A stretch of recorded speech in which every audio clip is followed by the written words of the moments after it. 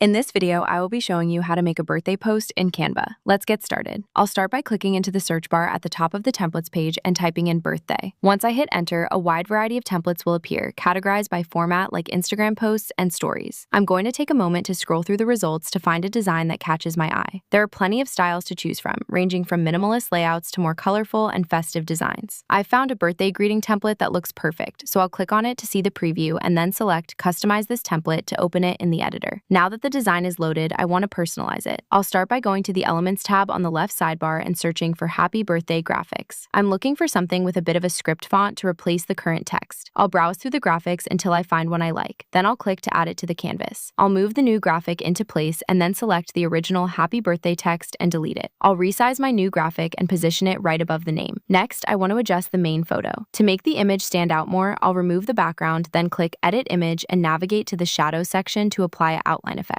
I'll click the settings icon on the outline effect to bring up the customization options. Here, I can use the color picker to find a vibrant pink or purple hue that matches the rest of the design. I'll play around with the size, transparency, and blur sliders until the outline creates a nice halo effect around the portrait. Once I'm happy with the shadow, I'll right-click the image, go to the Layer menu, and select Send Backward so the text elements sit clearly on top of the photo. Now it's time to change the name. I'll double-click the existing text and type in Stella. To make it pop, I'll grab the corners of the text box and scale it up until it's much larger and more prominent. Finally, I'll make some small adjustments to the placement of the Happy Birthday script and the name to ensure everything is balanced. I'll also click on the decorative background elements and adjust the transparency slider to fade them out slightly, which helps keep the focus on the main photo and the birthday message. And that's how you create a beautiful, customized birthday post in Canva.